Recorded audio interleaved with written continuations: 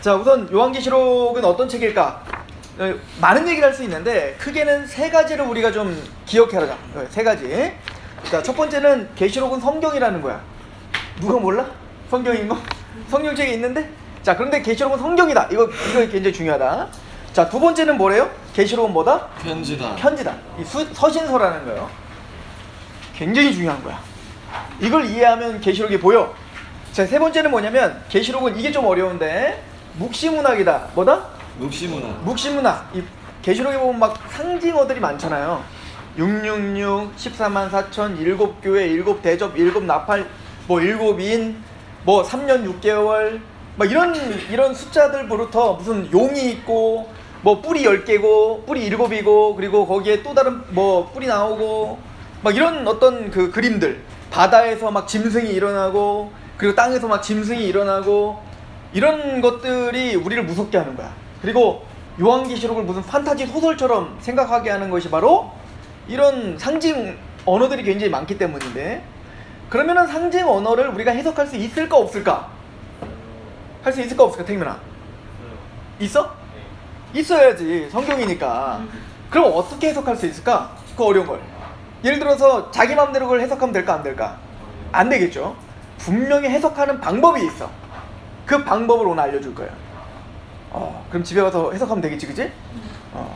해석해와잉? 다음 주에 오늘 알려줄 테니까. 자, 첫 번째, 성경은 계시록은 성경이다 라고 하는 건데, 자, 이 부분을 먼저 이해하는 게 너무 중요해요. 자, 성경이 그럼 어떤 책인지를 먼저 알아야 될까? 성경 봐봐요. 자, 계시록은 예언 목록집이다 라고 생각하는 경우가 많아. 아까 우리 그 인혁이가 제일 먼저 뭐라고 해서 예언이다 이렇게 말했잖아요. 근데 예언인 건 맞지. 왜냐면 여기 보면 막 그 예언이 있으니까. 자, 그런데 중요한 건 뭐냐면 계시록을 볼 때 어떻게 생각하냐면 오늘 일어나고 있는 뉴스를 틀어놓고 그 뉴스와 계시록을 계속 짜맞추려고 하는 경향들이 있어요. 예를 들어 성경에 보면 이런 말이 있어. 막 빨리 오간다 이렇게, 빛처럼 오간다 이런 말이 있으면 봐라, 오늘날 빛처럼 이제 예전에는 상상하지 못했던, 걸어다녔던 사람들이 이제 뭐가 생겨서 자동차가 생기고 비행기가 생기고 로켓이 생겼고 우주까지 가고, 이거는 그 지금 이게 난지 200년도 채 안 됐잖아요, 그죠? 그러니까 그 전까지는 상상할 수 없었던 속도로 우리는 다닌단 말이에요. 거봐라, 그게 바로 이거다. 이렇게 이제 쪄맞춰지면 또 진짜 그럴듯하네 이렇게 되는 거죠. 예를 들어 666에 매매를 못하게 하고 이렇게 써있어요, 계시록 13장에. 그럼 매매를 못하게 한다. 매매, 뭔가 캐시인가 보다, 캐시. 그 뭔가, 그러니까 카드인가? 신용카드인가? 그래서 신용카드가 처음 나타났을 때 여러분들은 뭐 태어날 때부터 이제 거의 신용카드 다 사용되고 있었던 시대에 태어났죠? 아닌가? 너무 또 멀리. 아무튼 예전에 현찰만 있었단 말이야. 그런데 신용카드를 긁으면서 이제 막 신용카드가 나오니까 그걸 666이라고 막 그랬어, 처음에. 무서웠어. 왜? 이젠 돈이 아니라 카드로다가 막 긁고 다니잖아. 그러다가 바코드라는 게 또 나와. 바코드. 막 이렇게 바코드에 그 바코드를 막 찍으니까 요즘에 이제 그 바코드를 막 찍어갖고 이제 계산하잖아. 띡띡 그렇게 하잖아. 바코드가 666이다. 그래갖고 옛날에 그 내가 초등학교 다닐 때 책 중에 그 책이 그때 오맨이었을 거예요. 그 표지에 보면 사람 이제 대머리 있는 사람에 여기 이제 바코드가 딱 찍혀있는 그런 영화들 막 이게 막 우리들에게 막 나왔어요. 왜냐? 그게 바로 요한계시록에 나오는 666이다. 근데 바코드를 이제 666이라 말하는 바보가 어딨냐고, 요즘에. 그러니까 요즘엔 뭐라고 하냐면 베리칩이다 이렇게 말을 해요. 이 베리칩이라는 게 뭐냐면 꼭 쌀처럼 생긴 요만한 칩이에요. 요만한 칩인데 이 칩을 이제 이 손목이나 이마에 이식을 할 거다 이거야. 그럼 거기에 뭐냐면 여러분들의 모든 정보들이 다 담겨 있는 거야.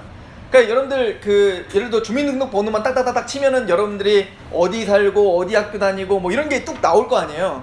그런 것처럼 모든 여러분들의 정보를 다 담은 거야, 거기다.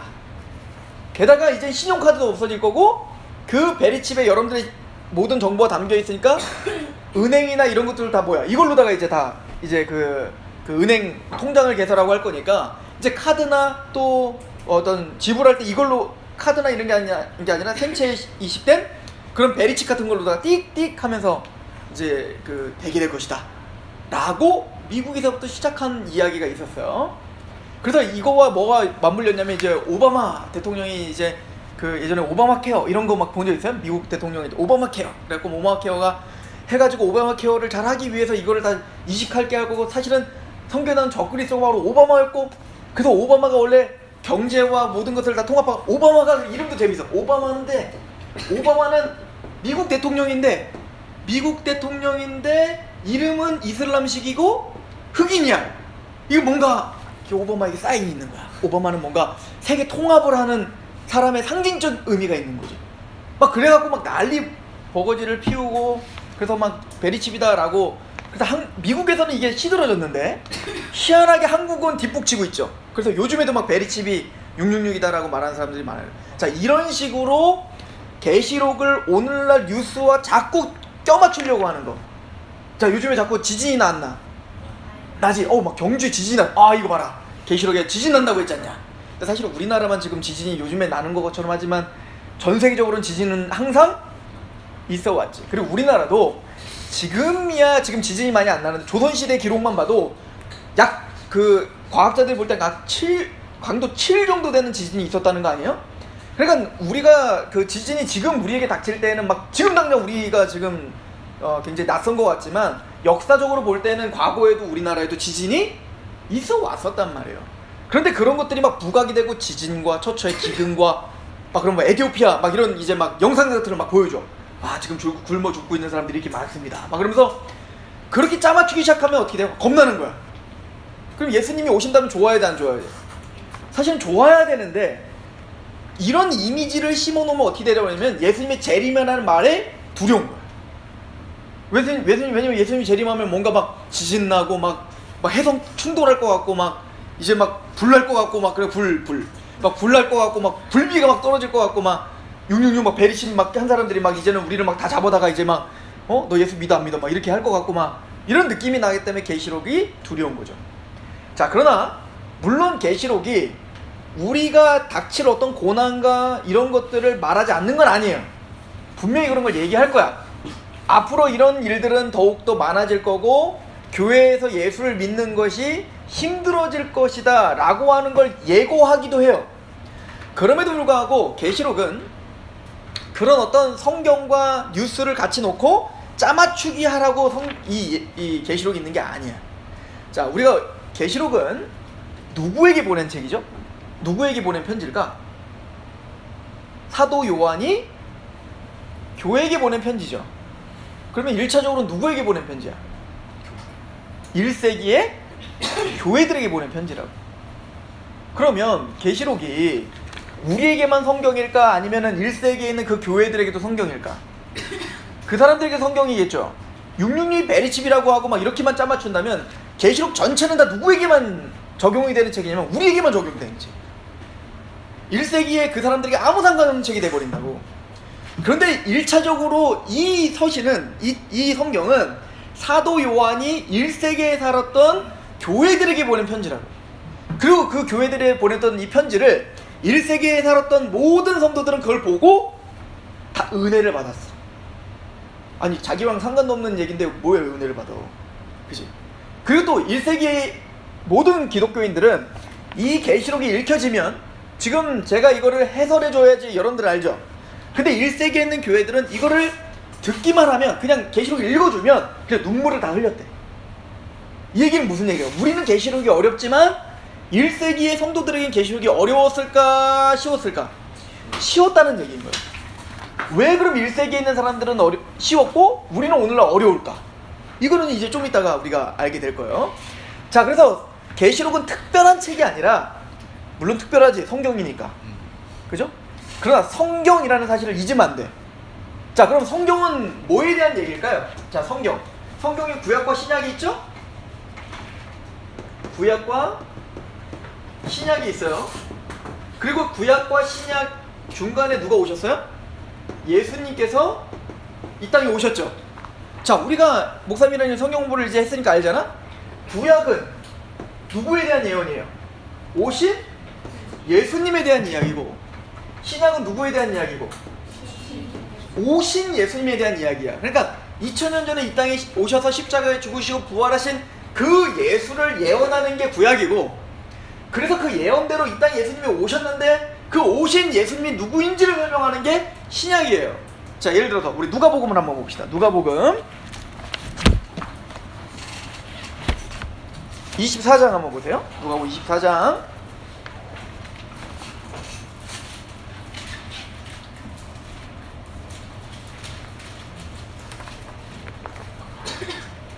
자, 우리 44절부터 우리 한번 봅시다. 24장 44절부터 시작.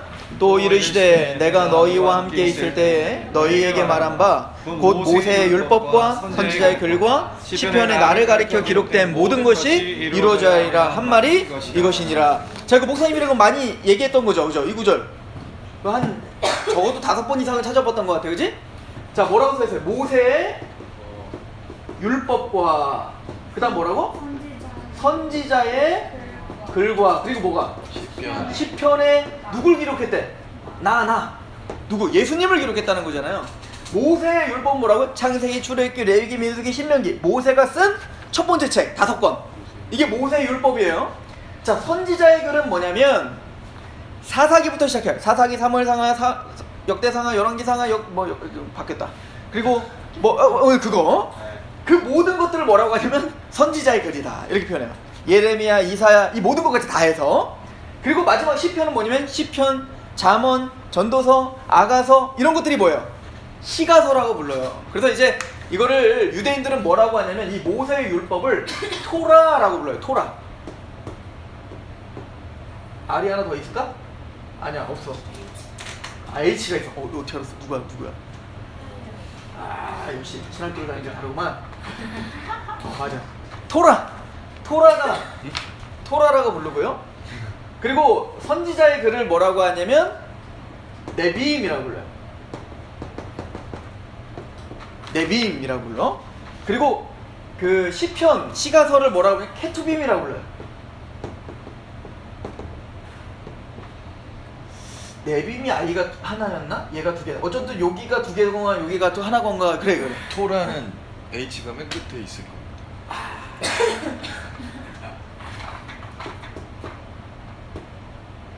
이렇게? AH. 제가 알겠어요. 이렇게? 틀릴 수도 있지만. 아니야. T 다음에 있을 거예요. 그래. 한글로 쓸 거 그랬다. 자, 그래서 T, N, K 여기에다 A자를 불러서 타낙이라고 불러. 그러니까 히브리인들은, 유대인들은 신약 구약 없잖아. 신약 안 믿잖아. 그러니까 구약이라는 말은 우리가 만든 거잖아. 그러니까 얘네들 경전 구약이지, 구약인데 얘네들은 뭐라고 불러요? 그걸 타낙이라고 불러.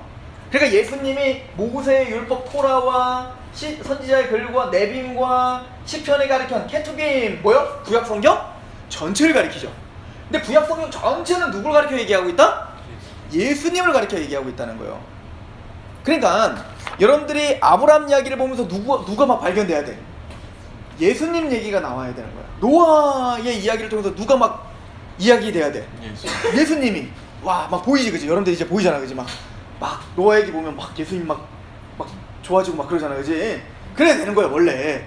자, 그런 것처럼 구약 전체는 바로 예수를 가리켜 기록했다 이거예요. 그러니까 성경은 기본적으로 누굴 가리켜 기록하는 거야? 예수님을 가리켜 기록하는 거예요. 그러면 신약은 그 구약 전체가 예언한 예수님이 바로 때가 참에 오셨는데 그 예수님이 이 땅에 왜 오셨는지, 그래서 무엇을 하셨는지, 그리고는 무엇을 하시러 오셨는지 이거를 설명해 주는 게 뭐야? 신약인 거죠. 그러니까 구약과 신약 전체가 다 누굴 가리켜 얘기하겠다? 예수님을 가리켜 얘기했다. 그러면 계시록이 성경이라는 얘기는, 계시록은 여러분들의 호기심을 채워주는 데 목적이 있는 게 아니라 뭐 해성충돌이 있다 막 이런 게 목적이 아니라 성경의 제1 목적은 뭘까? 누구를 가르쳐주기 위한 걸까? 예수님을 가르쳐주기 위한 책인 거야. 그죠? 자, 그러면 구약부터 신약까지 예수님이 오셔서 뭐하러 오셨을까? 자, 이것을 뭐라고 하냐면 구약부터 신약까지의 모든 이야기를 뭐라고 하냐면 구속사라고 해요. 뭐라고요? 구속사. 자, 구속사가 뭐냐면, 자, 계시록의 우리 그 성경의 첫 번째 책이 뭐예요? 창세기. 창세기는 처음의 책이야. 그리고 계시록은 무슨 책이야? 마지막 책이야. 당연한 얘기를 당연하게 하고 있는 거야. 자, 그런데 창세기의 처음의 책이라는 건 창세기에 뭐가 기록됐어? 창조가 기록됐죠. 그러면 창조가 기록됐다는 얘기는 하나님이 이 창조를 왜 하셨는지도 기록됐겠지. 어디에? 창세기에. 그래서 예를 들어서 지금 소연이가 하나님이 이 땅에 있는 것도 뒤를 돌아봤더니 하나님이 우리를 창조했기 때문이야. 그러면 소연이를 창조하신 목적이 있겠지. 왜 창조했는지 그 얘기가 써 있는 거예요. 창세기는 하나님이 우리를 창조하셨다는 거예요. 그리고 창조하신 목적이 있다는 거예요. 그 목적지가 있다는 거지. 그런데 창세기에는 그것만 써 있는 게 아니라 우리 인간이 죄를 지어서 우리가 그 목적지에 갈 수 있다 없다? 없게 됐다는 거야. 그래서 우리가 살고 있는 지금은 소연이가 지금 어떻게 돼? 고장났다는 거야. 어떻게 고장났다는 거야? 죄 때문에 우리가 뭔가 하나님의 원래 창조 목적과는 완전 다른 존재가 됐다는 거야. 소연이만 우리 전체가 다. 우리만 우리 모든 우주가 다. 그러니까 모든 우주가 다 지금 하나님이 원래 목적한 원리대로 지금 돌아가지 못하고 있다. 뭐 이런 거야. 그러면 창세기는 그러면 우리가 어떻게 해서 구원을 받을지를 설명하겠죠. 그렇죠? 그러니까 창세기는 하나님의 목적, 하나님의 계획, 이런 모든 것들이 기록된 게 창세기야. 그러면 계시록은 뭘까요? 마지막 책이니까 창세기에 제시한 그 목적이 무엇이고 완성이 무엇이고 그리고 여러분들이 완성된 모습이 뭐며 이 우주가 완성된 모습이 무엇인지를 마지막으로 결론 짓는 게 뭘까? 계시록인 거야. 계시록. 이해가죠? 네. 그러니까 창세기와 계시록은 햄버거의 빵과 같은 거야. 위에 빵 아래 빵. 그러면 그 햄버거의 빵 두 개 사이에 뭐가 있어? 각종 잡다하다 그러면 안 되지. 거룩한 성경이니까 거룩한 종류들의 거기 재료들이 있을 거 아니야, 그지? 거기 보면 막 야채도 있어야 되고 토마토도 있어야 되고 거기에 뭐 패티도 있어야 되고 그 모든 내용들 이 내용물은 다 뭘까 그럼? 그 나머지 창세기 이후부터 계시록 전에 있었던 모든 내용들은 하나님이 이렇게 창조하신 목적이 있는데 그 목적을 계시록에서 이렇게 완성하실 겁니다. 그 과정을 설명하는 게 뭘까? 그 나머지 성경인 거야. 자, 그러니까 교회에서 또 우리가 계시록을 알아야 돼, 몰라야 돼? 알아요. 당연히 알아야 돼. 그러니까 여러분들이 성경을 잘 이해하기 위해선 창세기를 이해하고 그리고 뭘 알아야 돼? 계시록. 계시록을 잘 이해하고 있어야 두 기둥이 세워지는 거지. 하나님이 우리를 왜 창조했는지 그리고 어디로 데려갈 건지 하나님의 계획이 뭔지를 보여줬다면 그 계획이 어떻게 성취가 되고 어떻게 완성되고 우리가 어디를 향해 가는 건지를 아는 게 뭐야? 계시록인 거예요. 그러니까 요한계시록과 창세기는 그런 성경의 어떤 큰 틀에서 봐야 된다. 그러니까 계시록은 첫 번째, 창세기에 우리가 죄로 말미암아 타락했는데 우리를 그 하나님의 뜻과 거룩한 목적지로 향해서 가게 하기 위해서 누가 오신 거야? 예수님이 오신 거야. 그래서 그 예수님이 그 목적을 다 성취하셨습니다를 얘기하는 게 성경 전체란 말이에요. 뭐를? 구속사를 완성하실 거란 얘기. 그러니까 계시록은 다른 얘기하는 게 아니라 예수님의 이야기고 그 예수님이 완성하실 그 나라가 어떤 것이며 우리를 창조하신 그 원래 목적이 무엇인지를 완벽하게 우리에게 보여주는 게 뭐냐면 계시록인 거죠. 이해가시죠? 네. 그래서 나중에 창세기랑 계시록 목사님이 이제 계시록 계속 여러분들한테 알려주면서 창세기랑 계속 연결 지어줄 거야. 그래서 창세기에 보면은 에덴 동산이 있잖아. 그죠? 근데 거기서 어떻게 죄 때문에 에덴 동산에서 쫓겨났지? 네. 근데 계시록 20장 21장 거기 마지막 21장 22장에 가면 다시 진짜 새 에덴 동산이 있어. 거기 다시 우리가 거기 입성하는 장면이 있죠? 또 이 에덴 동산에 아담은 벌거벗고 있지. 그러니까 뭔가 부족하다는 얘기인 거야. 근데 계시록에 14만 4천은 어때? 흰옷, 거룩한 옷을 입단 완성된 모습이 있단 말이야. 이해가? 계시록 창세기에 보면은 에덴 동산에 생명나무와 뭐가 같이 있어? 선악을 알게 하는 나무가 있죠. 그러니까 이게 완성된 모습이 아니었단 거야. 선악은 뭐야? 선악을 따먹으면 타락할 수도 있고 안 타락할 수도 있는 상태 아니야. 그런데 계시록에는 뭐냐면 생명나무만 있고 뭐가 없냐면 선악을 알게 한다. 선악과가 없어. 이 얘기는 뭘까? 시험 끝났다 이거야. 그곳은 이제 계시록 완성된 하나님 나라는 시험이 이게 있다 없다? 없다야. 거긴 행복밖에 없어. 거기는 이제 영광밖에 없다고. 그러니까 이렇게 창세기와 계시록은 굉장히 병행하면서 지금 처음과 끝, 그죠? 이 모든 것들을 지금 기록하고 있다. 뭐요? 그런 의미로, 그런 관점으로 우리가 성경 전체를 좀 이해하면서 계시록을 봐야 계시록이 이해될 수 있다. 자, 성경은 무슨 책이다? 아니, 계시록은 무슨 책이다? 성경이다는 거예요. 자, 그러면 성경이라고 한다면 하나님이 성경을 기록할 때 어떻게 기록하게 하셨냐면, 우리가 보통 성경은 영감받았다라고 말을 해요. 성경이 영감받았다. 이 얘기도 많이 들어봤죠? 자, 영감에 두 가지 영감이 있는데 혹시 아는 사람? 영감. 배웠잖아. 그렇지. 자, 하나는 뭐야? 기계적. 하나는 뭐야? 유기적. 자, 기계적 영감이라는 건 뭐냐면, 성경은 이렇게 기록됐다고 우리는 좀 착각하는 거지. 타이프라이터. 그지? 예를 들어서, 자, 갑자기 막 걸어가고 있는데 갑자기 하나님 이렇게 막 게시받아갖고 그냥 막 아무 생각도 없이 이렇게 기록된 게 성경에 있을까 없을까? 없죠. 있어. 이때. 십계명이 그렇죠. 십계명. 이거는 내 생각과 내 감정이 들어갈 수 있어 없어요? 없죠. 그대로 하나님의 말씀을 그대로 받아들거나 하나님 직접 기록했죠. 이런 게 기계적 영감이겠죠. 그러니까 기계적 영감이 없는 건 아닌데, 그런 특별한 경우를 제외하고 대부분의 99%는 다 뭐냐면 유기적 영감이에요. 자, 유기적 영감이라는 건 뭐냐면, 예를 들어서 예빈이가 만약 성경을 지금 쓴다고 해보자. 하나님이 예빈이한테 지금 쓰라고 해. 그럼 예빈이한테 하나님이 갑자기 영이 쫙 임하면 갑자기 예빈이가 막 헬라어로 막 쓸까? 전혀 못 쓰지. 헬라어로 배워본 적이 없거든. 예빈이는 그럼 뭘로 쓰겠어? 당연히 한글로 쓰겠지. 쫙. 그럼 막 그림도 그리겠지, 그지? 왜냐면 예빈이는 그림의 소질이 있으니까 그림으로 내가 남겨야지. 막 그림도 그려놓겠지. 그리고 예빈이는 뭔가를 보면 굉장히 디테일한 걸 좋아해.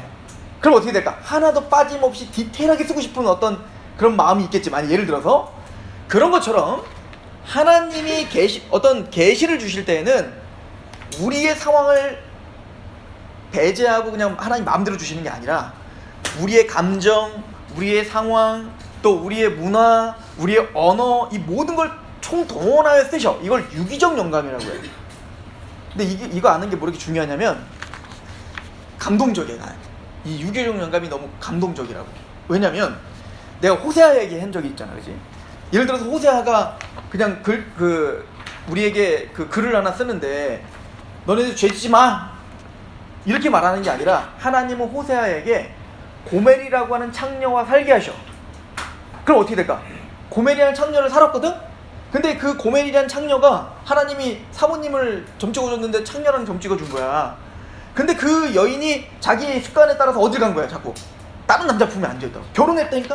내가 돈 주고 사와가지고 결혼했다고. 근데 다른 남자 품에 안겼어. 그러니까 호세아가 어떻게 하는 거야? 또 돈을 주고 또 사와야 돼. 근데 이 여자가 또 다른 남자 품에 안겼어. 여러분들 같으면 어떻게 할까 했어? 이혼해! 하면 될 거 아니야. 근데 호세아는 그럴 수도 없었어. 두 가지야. 하나님이 자기에게 허락한 아내였고, 또 정말 사랑했어, 호세아는. 그러니까 가슴이 얼마나 찢어지겠냐고. 답답하지. 그때 하나님이 호세아에게 그 모든 상황들을 사용하여 쓰는 거야. 뭐라고? 호세아야, 어떠냐? 가슴이 찢어지지? 아프지? 미치겠지? 내가 그래. 그 심정 그대로 너는 가서 선포하라. 이게 호세아인 거야. 그러니까 성경은 그냥 무미건조하게 그냥 우리에게 나열한 게 아니라, 우리의 상황과 우리의 환경과 우리의 지금 그런 모든 것들을 활용하셔서 하나님이 우리 수준에 맞게 하나님이 어떤 마음인지, 어떠한 계획이 있는지, 이런 걸 감동적으로 우리에게 설명해 주는 거라고. 그러니까 우리랑 상관없는 책으로 주신 게 아니라 우리에게 피부로 와닿는 말씀으로 우리에게 주신 것이 성경이란 말이야. 그래서 유기적 영감은 우리에게 굉장히 은혜인 거죠. 자, 그런데 이런 유기적 영감으로 주셨다는 얘기는 뭐가 중요하다는 얘기인 거야. 예를 들어서 계시록이야. 그럼 그 계시록이 쓰고 있는 저자 사도 요한이 어떤 상황에서, 또 지금 이걸 받고 있는 계시록을 받고 있는 1세기에 있었던 그 7교회가 어떤 상황에서 이걸 받고 있는지를 알아야 될까 몰라야 될까? 알아야지. 알아야 돼. 이게 너무 중요해. 예를 들어 봐라. 로마서에 이런 말씀이 있다. 로마서에 보면 나에게 너에게 양자의 영을 주었다 이렇게 표현해. 성령을 통해서 양자의 영을 주었다. 그러면 오늘날 그래도 조금 시각이 많이 바뀌었는데 그래도 지금도 그래. 예를 들어서 여러분들, 사실은 서연아, 아빠가 너를 주워왔단다. 고항에서. 그럼 어때? 띠로리. 완전히 이제 그때부터는 막 충격이잖아, 그지? 난 친자가 아니구나. 어쩐지 헤라미 누나한테는 그렇게 해주더니 나한테 안 해줬구나. 막 그러면서 이제 그냥 부정적인 생각이 막 밀려오면서, 그지? 막 그런 생각이 들겠지? 자, 그러니까 성경에 보니까 양자형을 줬대. 그렇지, 뭐 우리가 양자 된 것도 고맙지 뭐. 그렇지, 우리가 어디 친자겠어. 예수님이 친자, 우리가 양자지 뭐. 이런 느낌으로 우리는 성경을 읽을 수 있단 말이야. 그런데 사실은 그 로마서도 사도 바울이 로마 교회에게 보낸 편지였다고. 그럼 로마적 시대적 상황에서 양자가 무슨 뜻인지를 알아야 될 거 아니야. 그 양자라는 뜻이 뭐냐면, 첫 번째는 뭐냐면, 그 당시에는 로마가 성적으로 굉장히 문란했어. 굉장히 문란해서 사생자들이 많이 나왔다고. 이름 모르는 사생자들이 너무 많이 나온 거야. 지금 시대보다 더 문란했대. 그때는 막 동성연애도 막 굉장히 심했고. 그 사생자들이 많아지니까 친자들은 버리는 걸, 이거 어떻게 법으로 어떻게 막 그걸 막 규제를 당연히 해도 이게 안 되잖아. 근데 법적으로 규제된 게 하나 있어서, 뭐냐면 양자는 버릴 수 없다라는 법이 있대. 그리고 또 특별히 양자는 돈이 많은 사람이 양자를 택할까, 아니면 돈이 없는 사람이 양자를 택할까? 많은 사람이 택해. 그 당시에 양자는 내 재산을 물려줘야 되는데 물려줄 아들이 있어 없어? 없을 때 양자를 삼아서 그 모든 재산들을 다 물려주는 사람이 양자란 말이야. 그래서 로마 황제들도 보면 다 막 그 양자들한테 막 물려주고 막 그러잖아. 그런 것처럼 양자라는 의미는 첫 번째, 법적으로 하나님이 우리를 선택하여, 우리가 선택한 게 아니라 하나님이 선택하여 우리를 불러주셨다면 하나님은 버리신다, 안 버리신다? 안 버린다는 의미가 거기 담겨 있고, 두 번째는 이 양자가 됐다는 얘기는 하나님의 무엇을 받을 자라는 얘기인 거야. 유업을, 우린 받을 자격이 원래 안 돼, 친자가 아니니까. 근데 하나님의 유업을 받을 자라는 의미에서 양자라고 뜻인 거야. 그러니까 우리가 그런 문화를 잘 이해하면 이런 성경의 단어들을 잘 이해할 수 있을까 없을까? 있는 거야. 잠깐만요. 계시록에 이런 말씀이 있어? 나는 알파와 오메가요, 처음과 나중이라. 멋있지? 이거를 사도 요한이 생각해낸 걸까? 아니야.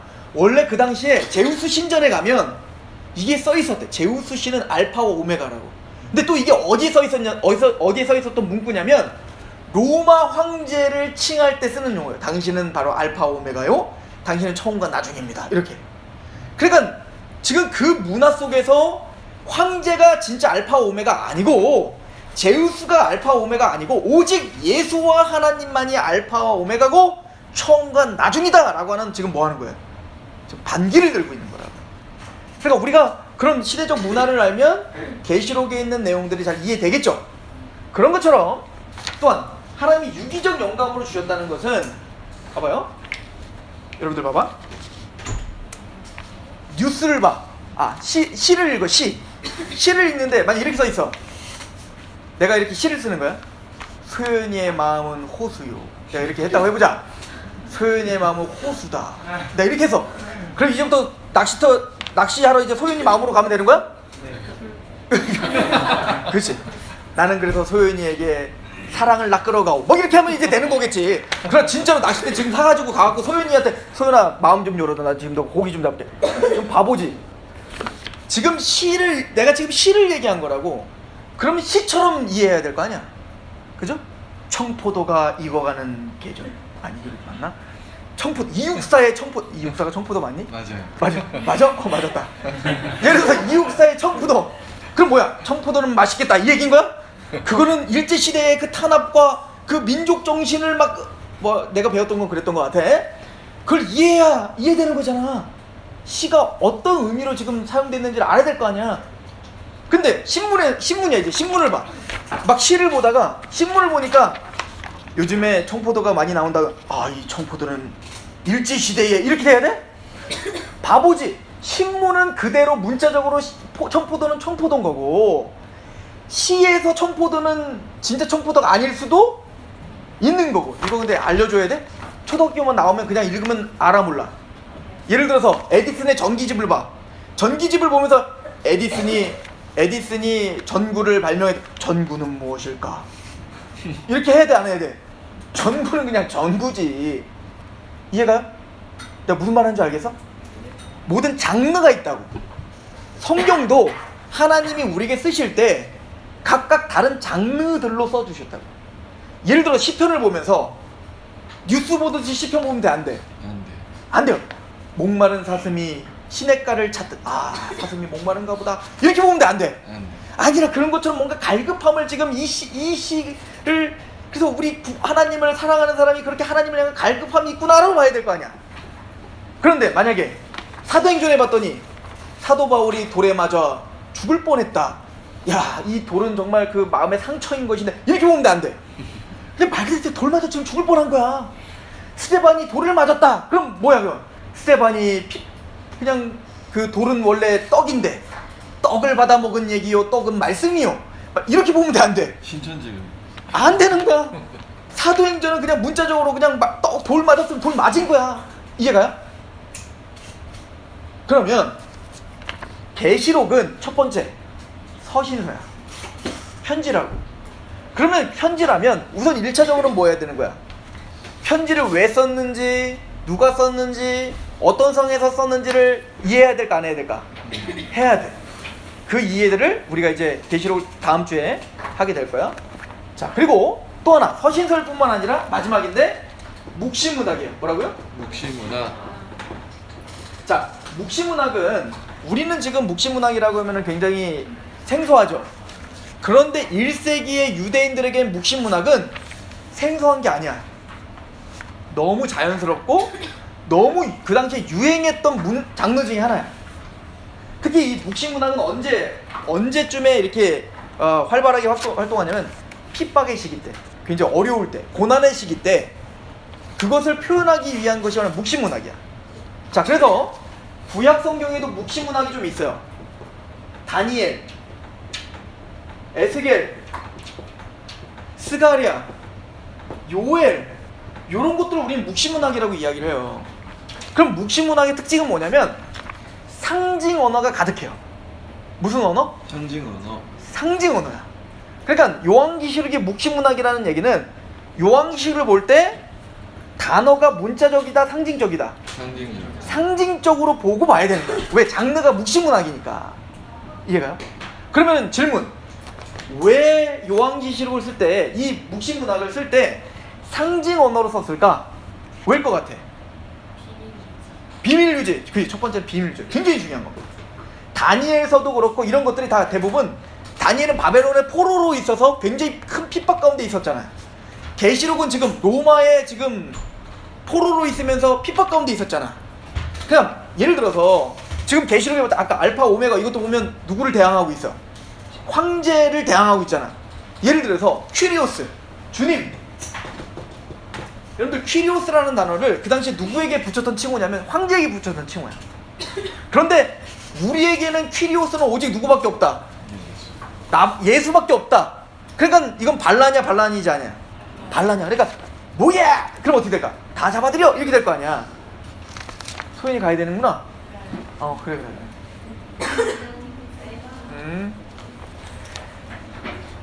반란이 이럴 거니까 어떻게 되냐면 아무리 봐도 못 알아보게 만들어야 돼. 로마 사람들이.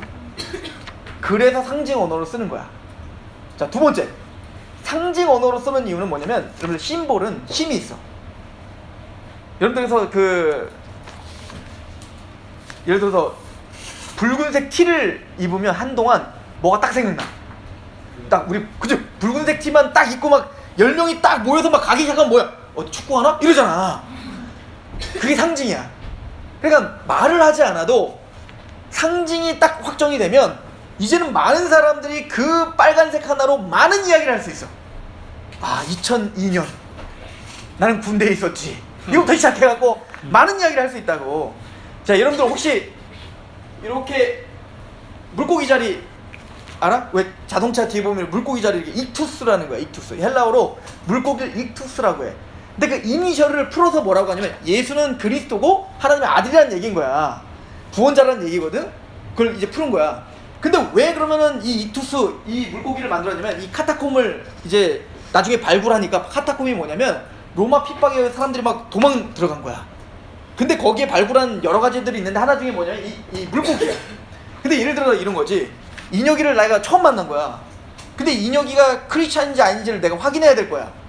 그럼 어떻게 하냐면 익투스 그 물고기를 그냥 옆에다 딱 놔. 그러면 이거 뭐요? 이럴 거 아니야. 그런데 갑자기 인혁이 막 눈물을 흘려. 조용히 눈물을 흘려. 이 얘기 뭐야? 이 사람은 뭐야? 그 상징을 아는 거지. 그 강사님이 지금 얘기한 거는 인혁이는 지금 물고기가 먹고 싶다. 그래서 눈물을 흘렸다. 자, 무슨 얘기인지 알겠죠? 상징은 그런 힘이 있는 거예요. 그런 것처럼 비밀 유지를 위해서 상징으로 썼지만 또 하나 있는 힘은 상징에는 힘이 있기 때문에 그런 겁니다. 그죠? 그래서 요한계시록 우리가 읽다 보면 그 상징 언어가 주는 굉장히 파급 효과가 있어요. 그건 나중에 우리가 알게 될 것이다. 그런 것이죠. 자, 그러면 계시록에 보면은 여러 가지 상징 언어가 있는데 이걸 어떻게 해석하냐? 봐봐요. 계시록에 나오는 7 촛대가 나오고 또 짐승이 나오고 그 짐승은 사람과도 같고 소와도 같고 무슨 뭐 표범과도 같고 뭐 이런 짐승들이 나와. 이런 상징 언어가 계시록에만 쓰여진 게 아니라 그대로 어디에 다 쓰여져 있냐면 구약의 묵시문학에 다 쓰여져 있어. 7 촛대는 스가리아에 쓰여져 있고 그 짐승의 모습은 다니엘에 쓰여져 있고, 근데 계시록에는 그게 어떤 의미인지 다 설명이 되어 있지 않는데 감사하게도 구약에 나오는 묵시문학에 나오는 그 모든 상징들은 해설들이 다 딸려 나와. 그럼 답이 나왔죠? 네. 계시록은 내 마음대로 신문지 펴놓고 내 마음대로 해석하면 돼, 안 돼? 안 돼. 내 느낌대로 해석하면 돼, 안 돼? 안 돼. 뭐를 기반으로 해석해야 돼? 구약의 상징들의 해설을 그대로 가지고 와서 해설하면 돼. 이해가요? 그러면은 제대로 해석되겠죠. 좋습니다. 첫 번째, 계시록은 성경이기 때문에 계시록을 통해서 예수님과 구속사의 이야기가 드러나야 된다. 두 번째, 계시록은 편지이기 때문에 이 편지를 쓴 사도 요한의 상황과 또 이 편지를 받는 이 교회의 상황이 어떤지를 파악하면서 읽어야 이해가 된다. 세 번째, 계시록을 가장 어렵게 만드는 상징 언어는 묵시문학이기 때문에 상징인데, 그러므로 계시록에 나오는 건 대부분 문자적으로 풀면 안 되고 상징적으로 봐야 되며, 그 상징을 푸는 방법은 구약의 묵시문학과 연결하여 풀면 풀린다. 되겠죠? 네. 이런 해석의 원리를 기준으로 요한계시록을 우리가 해석해 나갈 겁니다.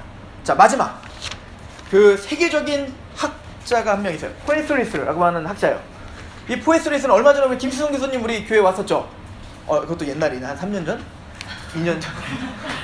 김수성 교수님 와서 요한계시록을 해주고 왔는데 또 오실 거야, 해주러. 근데 그 김수성 교수님 스승이 이제 포에스리스야. 그분이 천재적인 신학자인데 그분이 요한계시록을 막 연구를 한 거야. 연구를 막 한 다음에 너무 어려운 거야.